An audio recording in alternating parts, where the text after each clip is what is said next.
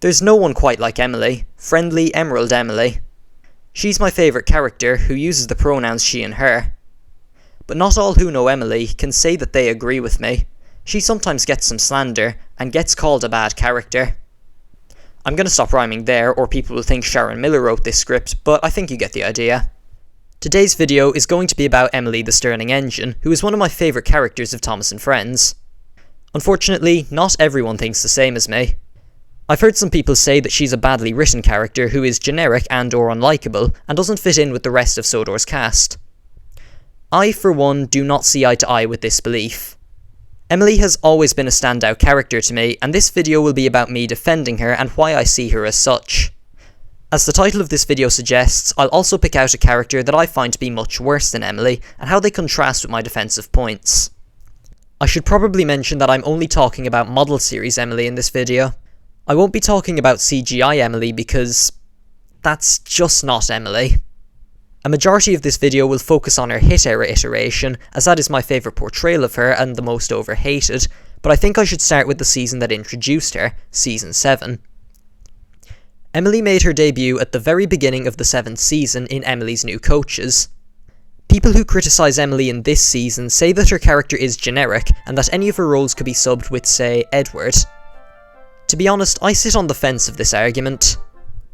On the one hand, Emily's lack of flaws do make her rather unidimensional, and I've said loads of times that I don't usually like flawless nice characters. On the other hand, I would argue that despite seeming generic on paper, Emily was very well executed in Season 7. One of the main problems I have with Season 5 is that none of the new characters were properly fleshed out after their debuts, and clearly only existed for merch. Season 7 was much better in that regard, as all the new characters there had a big presence in the season, and Emily is no exception. Emily's New Coaches set up her character very well. From this, we learn that she's a well-meaning engine who's keen to make an impression, and willing to apologise even over something small. After that episode, Emily played 3 other roles in the season, all of which were secondary. What's the Matter with Henry and Salty Stormy Tale both feature her backing up the respective protagonists after they've fallen prey to Thomas and Percy's actions, who are not as badly characterised as one might think. This is a different approach to how Fergus and Arthur were developed in Season 7. Both of them were each given a spotlight episode after their debuts to expand their characters further. If I'm being honest though, I like Emily being developed through secondary appearances more so than primary ones. This makes her development feel more subtle than it would if she was the main focus of the episode. Salty Stormy Tale in particular is fantastic even without Emily, but her role in it is icing on the cake. I agree that the writers could have just used Edward in her place, but they chose Emily so they could broaden her character. Whilst Emily might be a bit too similar to Edward in Season 7, I defend her here because she's well delivered. Though admittedly, what she lacks is flaws, and that does make her sound generic. But that is where the Hit era comes in. When Hit took full ownership of Thomas in 2003, they made quite a few changes to the show. One of the most notable ones is creating the STEAM team, which is essentially the group of the most major characters. In an attempt to balance the gender roles of the show, Emily was promoted to this cast. She was included in the engine roll call and would consistently appear alongside the main 7. But unfortunately, her reception here was much more negative than in Season 7. Whereas she was deemed generic in that season, here she was accused of being unlikable, badly written, and out of place in the main cast. This time, I am completely opposed to the criticism she receives. I would argue that Hit wrote Emily very well, and that she's one of the best characters of that era. Let's look at Season 8, which, as I've said before, was Emily's season. She was given a total of 5 spotlight episodes that year in order to push her further up the character status. All of Emily's undeserved flack can be found in Thomas, Emily and the Snowplow, which is in my opinion one of the most overhated episodes of the show. In that episode, Emily is shown trying to get Thomas to do better at what he's doing, but she annoys him so much that he doesn't listen to her, so when she tells him he needs to wear his snowplow, he doesn't do this and gets stuck in the snow. Many say that Emily acts like an unlikable jerk throughout the episode, and that the way she reprimands Thomas is completely far removed from her original character. I disagree with this statement, heavily. Emily's portrayal here is not the antithesis of her Season 7 persona. Salty Stormy Tale also showed her calling Thomas out for his mistakes. The only difference here is that, while still trying to do the right thing, this time she was overly strict and bossy, which led to Thomas not taking her seriously.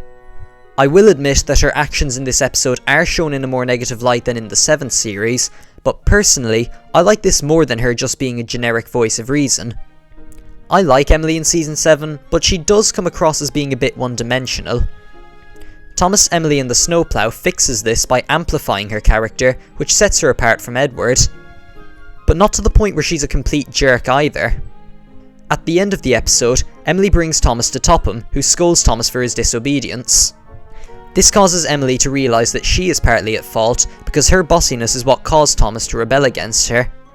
Instead of hanging Thomas out to dry, she comes clean to Topham and gets an equal admonition. This scene proves that Emily isn't antagonistic the way Gordon and James are, she's just misguided. She does care for Thomas, but she could have been more mannerly when trying to help him. Her eponymous hit era song says it itself. Sometimes she can't help herself and gets misunderstood. Things can sometimes turn out wrong when all she meant was good. There's a Season 17 episode that reuses this plot called No Snow for Thomas. That episode also features Thomas refusing to wear his snowplow only to get stuck in the snow. Emily shares the spotlight again, but this time she has no flaws and is just a contrasting voice of reason. People say that this is how she should be written, but I don't like it. Stripping Emily of her flaws may make her seem more of her Season 7 self, but it also makes the story bland and one-sided. As the Thomas theorist pointed out, the events of Thomas, Emily and the Snowplow are driven by Emily's character, whereas in No Snow for Thomas, she's just there, and could have been replaced by any other character. The episode itself is fine, but there's not much to say about it, it's just Thomas screwing up and learning a lesson. There's a lot more to say about Thomas, Emily and the Snowplow, because Emily has just as many faults as Thomas does, and both of them learn something at the end. Emily wasn't bossing Thomas around for her own pleasure.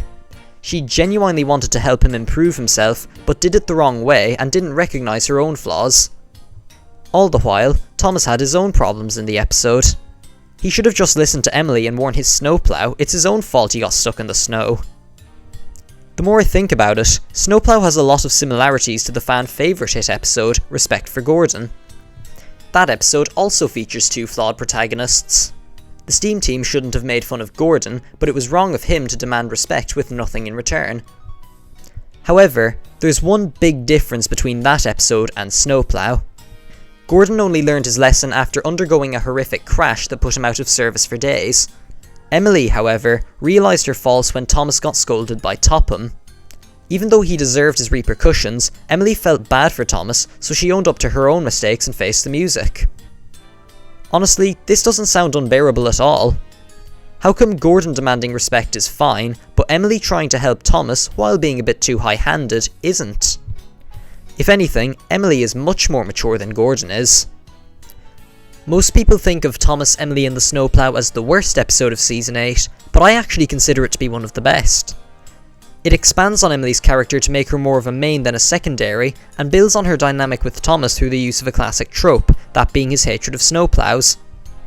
This is the same reason as to why I praise Something Fishy. The episode built on Arthur's character by using Thomas's fish disdain to show Arthur's flaws. Snowplow did the same, building on Emily's character and making her more complex, which is what should be done when promoting someone to main character status. This is also the case for As Good as Gordon, another overhated Emily episode. Just like Snowplow, it builds on Emily's character and creates another dynamic, this time with Gordon. Again, Emily isn't as unlikable as people make her out to be. She only acted impatient because Gordon's standards had put her under pressure to prove herself. She was much kinder when she was given a job that required less speed. This episode is nowhere near as good as Snowplow for me, but it's still a decent one. Emily's adventure is the only one of these episodes that I can't really defend. I don't like the episode, mainly because of how badly delivered the moral is, but I don't exactly hate it either, and I'd argue it has some redeeming qualities. Firstly, the storm at the beginning is really well made. I also love Elizabeth in the episode, and I'd have loved to see more of an Emily-Elizabeth rivalry in the show. I think the episode would have been better if it focused more on Emily's concern for the baby calves, rather than her inability to say please and thank you. As I say, I don't like the episode, but I think it had a good plot that was poorly executed. But if you think that bossiness is Emily's only defining character trait, you'd be wrong. Ladies and gentlemen, I present to you Emily's New Route. This is a standout Emily episode for most fans, mainly because she doesn't act bossy in it. As someone who always tolerated that side of her though, I never really saw it as such. But I rewatched it recently, and I really like it. The story is rather similar to the likes of Haunted Henry, in which a character thinks they've seen a monstrous creature when they haven't. However, there's one scene that sells the episode for me. Her boiler quivered and her valves rattled. She wanted to steam away. "I never want to see Black Lock again," she cried. But Emily thought of the children in the carriages behind her. She was determined to get them to the holiday, whatever it took. In most of these episodes, the character runs away from the monster before finding out what it really is. But Emily doesn't. She puts her passengers before herself, and this act of bravery is what leads to her finding out about the seals. This episode is great, for not only giving Emily more depth, but also for proving that she's more than just a bossy know-it-all. She has fears of certain things, but she's also very selfless and brave, and is willing to risk her life for others. I suppose I should also give a mention to Halloween, as Emily is one of its protagonists. But honestly, I don't think it's really an Emily episode. It's one of those episodes where something happens to a character and they respond, and it wouldn't make much difference if Thomas and Emily were subbed with, say, Percy and James. That said, I like that the writers chose Emily as a protagonist anyway, because it gives you the feeling that she's part of the main cast, and has just as much to write about as the others. Outside of these spotlight episodes, Season 8 also gave Emily some secondary appearances. I like how in Chickens to School, she's concerned about Thomas's state and wants to help him. Again, it's proof that she's not an absolute jerk. And even though Don't Tell Thomas is a rather mid-episode, I love Emily's one-liner. "That," said Emily, "is for me to know and you to find out." I've only covered one hit season so far, and to be honest, I see nothing wrong with Emily. I think I can safely say that she's the MVP of Season 8. Hit wanted to incorporate her into the primary cast, and so they did their best with her. They gave her 4 spotlight episodes, or 5 if you count Halloween, that augmented her character. Some showed her flaws that she needed to overcome, and others showed her more vulnerable side that made us root for her.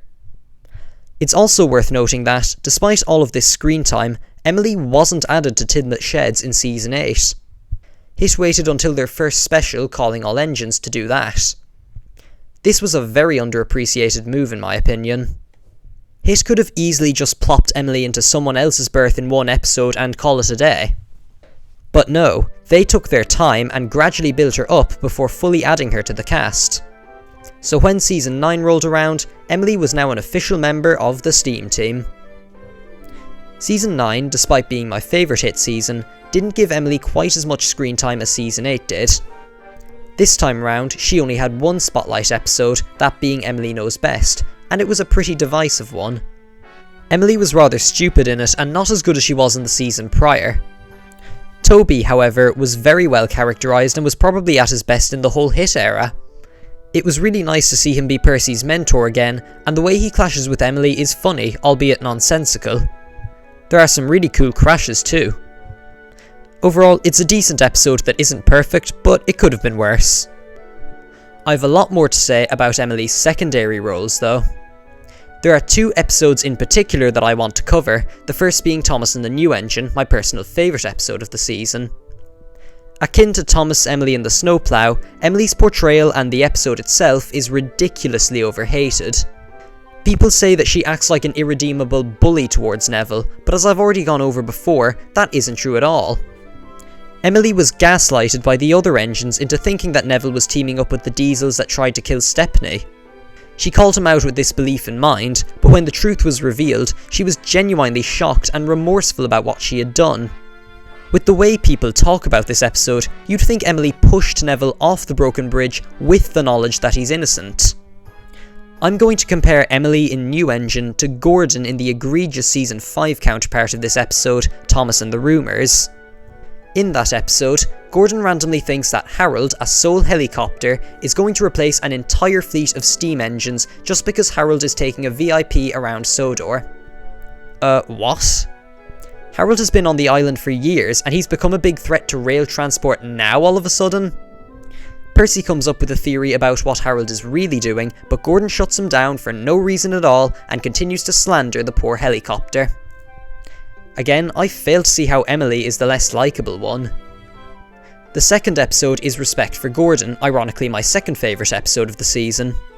Emily plays a minor role that involves not whistling in honour of Gordon, which angers him and leads to him crashing. This is a perfect sum up of how Emily should be written. She's firm and stands her ground for rightful reasons while also having a bit of sass. Just like Halloween, her role could have easily been done with Henry or James, but Emily works just as well, which goes against people who say she's out of place in the STEAM team. These secondary roles might not sound like much, but they show that, despite only having one spotlight episode, Emily was still very much a major character in Season 9. HIT could have easily just dropped her, because their intention was to add her to the main cast, which they had achieved. But they kept going with her, because they saw her more as a character than a diversity tool. Remember that for later. We've gone even further into the model series, and Emily hasn't had a bad episode yet. Emily's Adventure and Emily Knows Best have their problems, but they also have their merits, and neither of them are outright terrible. There is one Emily episode in the model series that is outright terrible though, and that's Emily's Rubbish. This is the only time in the HIT era that Emily does feel completely out of character. Whereas in Season 8, her episodes showed her trying to do the right thing while being misguided, here, she intentionally abandons an engine she's supposed to be mentoring for the sake of her own ego. That's not Emily, that's James. Even ignoring Emily's character assassination, there's a sheer lack of logic in this episode. Why does Whiff need Emily to help him collect rubbish when he's seen doing it on his own in Season 12? Why are there so many engines lined up in the middle of the main line doing no work? Why is there a random line of trucks blocking the main line? Why didn't the idiot who put them there just collect the rubbish themselves? Why doesn't Spencer just take a different route? Worst of all, why is Emily unable to move these 5 simple trucks when she has pulled passenger trains, goods trains, and even other engines before this? I'd overlook these gaping plot holes if they told a strong creative story or led to any sort of climax, but they don't. Emily just learns to ask for help and the episode ends. Unlike Emily's Adventure, there's nothing that redeems this terrible episode. The sets are boring, Whiff has no character, and the moral is painfully bog standard. 0 out of 10. However, I'm grateful to say that this was just a once-off fluke. Emily's character was saved in Season 12, as excellent Emily made her more like her Season 8 self. But wait a minute, you skipped Season 10. Yes, I know that. I saved the best for last. So far, I've gone over why I think Emily is a good character and not a bad one, but I haven't quite gone over why she stands out to me so much. Not only do I defend her, but I think she's one of the best characters of the whole show. Why is that? The answers are all found in the following episode, Emily and the Special Coaches. This is Emily's best episode in my opinion. I've already made a video on why it does Rock and Roll's plot better, but what I want to get across this time is how it's a definitive Emily episode. Everything that makes her such a fantastic character is present in Special Coaches. Firstly, this episode shows that Emily is not the same character as Edward. The flaws that HIT gave her have a big importance at the beginning. Emily roasting Diesel is what drives the episode forward. If she was in her Season 7 character, this story wouldn't happen, and that's why she benefits from having flaws. Without them, all Emily can do is respond to the actions of others, but here, she acts on her own accord and sets the story's events in motion. Secondly, Special Coaches differentiates Emily from James, as her strengths have just as big of a presence as her flaws. At the halfway point of the episode, Diesel is in a state of humiliation. His engine is worn out, he's been scolded by Topham, and Emily has won. If this episode used Gordon or James as the protagonist, they would have just laughed at Diesel and told him it serves him right for stealing the coaches. But this is an Emily episode, so something different happens. Whilst being very annoyed with him, Emily notices the smoke from Diesel's exhaust and asks him what's wrong. Despite the fact that Diesel has caused so much fuss and bother, Emily is concerned about his state. From this, she learns about Diesel's record and that her rudeness is what made him seek revenge. Diesel leaves Emily feeling terrible about what she has done. Now, let's stop and think about what Diesel has done before this episode. He has spread false rumours about Duck, tried to put steam engines out of service forever, and manipulated Fergus into nearly getting killed. Taking these evil deeds into account, Diesel honestly doesn't deserve any sympathy from Emily. No wonder she was hostile towards him at the start. But Emily realises that she was partially in the wrong too. So, she makes it up to Diesel by telling the others of his achievement and getting him a new engine to replace his worn out one. Emily may have been a jerk at the start of the episode, but even though her actions were somewhat justified, she understood when she was wrong and did her best to put things right. And she didn't just say a single sorry and carry on with her life. She went out of her way to give Diesel the attention he wanted and also helped fix his engine troubles. And more importantly, she didn't need to undergo a crash or be called out by someone else. Just like with Snowplow, Emily realised her faults through her moral values and genuine sympathy for Diesel. Diesel had done the wrong thing to get Emily to listen, but Emily understood why he did what he did, which is why she made amends with him. In episodes like Rock and Roll, you've got one character who's a jerk, like Duncan, and another who's nice, that being Rusty. What makes Emily such a standout to me is that she can be both of these characters at once.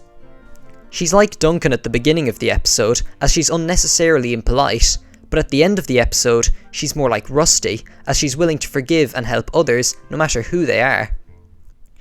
This is one thing that the hit era generally did better than the classic series.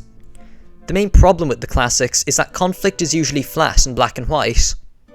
The hit era, on the other hand, had episodes that would get you to see both sides of an argument between characters and understand each of their motivations. Some examples of this being Snowplow, Respect for Gordon, Duncan in the Old Mine, Hector the Horrid, and Special Coaches. Emily is not like Edward, she has flaws that can cause a dispute. Emily is not like James, she has good intentions and understands when she's in the wrong. Dare I say it, Emily is one of the most complex characters of the entire series, and Special Coaches is Emily at her very, very best. This episode is what makes her my second favourite Steam Team member, and my 7th favourite character overall. Emily is not a bad character, not to me at least. She's just like any other character in the show. She isn't unlikable just for having flaws, other characters have them too. I can tolerate the changes Hit made to Emily's character, because being a simple nice character doesn't get you too far as a lead. Making her more flawed increases her writability. But Hit also maintained her Season 7 persona, so she had qualities that made her likeable. Emily had a mostly good run in the model series overall, and even when she wasn't written well, she's still very far from being terrible. As I said at the beginning, there's a particular character that I find to be much worse than Emily, and that character is Mavis in Season 3. Yeah, you were expecting me to say Nia or Rebecca, weren't you? And yes, I have just as big of a problem with those characters as everyone else does, but what's the point in beating them anymore? They're already dead. Mavis, on the other hand, needs more criticism, at least in Seasons 3 through 5. I have a problem with her Railway series arc, that being it's a complete carbon copy of Daisy's. The way Season 3 adapted them, however, was insultingly lazy. Mavis was adapted for the 3rd series for the same reason as to why Emily was added to Tidmouth Sheds, to have more female characters in the show. In doing so, the crew adapted Mavis's Railway series stories word for word and did nothing else with her. No expansion to her character, no new dynamics with other characters, no signs of growth or development, nothing. The only time in Seasons 3 through 5 that Mavis has a speaking role outside of her Railway series stories is in Stepney Gets Lost. In that episode, Stepney is sent to work at the quarry with Toby and Mavis. When he asks which trucks are his, Mavis says, "Only some of them, there's masses more in the sidings." And that's it, that's all she does. She could have been subbed with Thomas or Percy, and I don't think anyone even remembers that scene anyway because of the more talked about second half of the episode. Outside of that, Mavis does nothing more than make very few unnamed cameos, some of which aren't even in the actual episode. Season 6 and 7, inversely, handled her character very well. They had her interact with Bill and Ben more, as well as being the first character to meet Salty and Fergus. This was great, because from this we saw how she had matured from the Railway series, and is what impedes me from calling her a bad character. But her roles there should have been done in seasons 4 and 5 rather than 6 and 7. I rewatched Mavis's arc for this video and I hated every minute of it. Not because she's unlikable or inconsistent, but because she's lazily written and just does nothing. Her episodes are just Daisy's arc all over again, and season 3 saw no need to expand on her the way season 6 and 7 did. They just adapted stories that they didn't write, and boom, sexism is no more. I used to think her episodes were actually good, until I saw a fan series written by Peter Sam the Narrow Gauge Engine called Locomotives. Mavis is part of the cast, and she's much better written there than in seasons 3 through 5. Her relationship with Toby is much more dynamic, and after that arc ends, we then see her develop a complex relationship with Percy, which also affects the characters of Lady and Donald. Better put, she had a big impact on the series and felt like a solid addition to the cast. That's what should have been done with her in the TV series, and is also what Hit did with Emily, expanding on character and creating a variety of dynamics. Speaking of Peter Sam, he once said in a video that he would prefer to feel something bad when watching a Thomas episode rather than nothing at all, and that's what the core of my argument is. Even if I didn't defend Hit's portrayal of Emily, I can still appreciate the effort they put into promoting her to main character status. As I said earlier, Hit could have just given Emily one episode and be done with her, but they instead gave her multiple spotlight episodes in season 8 alone before going anywhere near putting her in Tidmouth. And even after they successfully added her to the core cast, they continued to write consistently for her, and in some cases like Special Coaches, they knocked it out of the park. Not all of Emily's episodes are great, but they all at least try to build on her character, which is better than not doing anything at all. This isn't the case for Mavis. Seasons 3 through 5 did quite literally nothing with her. Her episodes weren't originally written by the season, and every other appearance she made was little more than a Stan Lee cameo. If Emily was as badly written as Mavis was, she wouldn't have any spotlight episodes in the Hit era. Hit would simply remind us that Emily's new coaches exists, and that scene in Chickens to School where she offers to help Thomas would be her only speaking role in the 8th series. But they instead developed her and made her a main character in a gradual, inconspicuous way. I hold Season 8 above Season 3 for that reason, and also because Squeak, Rattle and Roll is better than Tender Engines. In conclusion, the model series incarnation of Emily is not bad at all. She's well written, has mostly good episodes, and balanced the show's gender roles without being too transparent. Season 7 wrote her well, but the Hit era did her even better, by making her more complex and treating her like a respectful character. Her flaws are more beneficial than detrimental to me. They're what's needed to make a primary character. She also has qualities that make her stronger than almost every other character. She's kind, well-meaning, and knows when she's in the wrong. Mavis isn't a bad character either, but the way she's written in seasons 3 through 5 proves that Emily could have been much worse than people make her out to be. Well, that's the end of today's video. It's been quite a while since I last posted on this channel, and it'll be a long time before I post again. I'm currently in my final year of secondary school, and I've been so busy that I'm barely on the internet at all. However, when I finish with my exams and all that, I hope to be more active than ever. So please subscribe and stay tuned. To end this video, I would like to pay tribute to Britt Allcroft, who passed away at the beginning of the year. I may have criticised Season 3 quite a bit, but that does not stop me from having respect for her. She was responsible for putting Thomas on the big screen, and the franchise would not be the same without her. So thank you, Britt Allcroft, for all you have done, and may you rest in peace.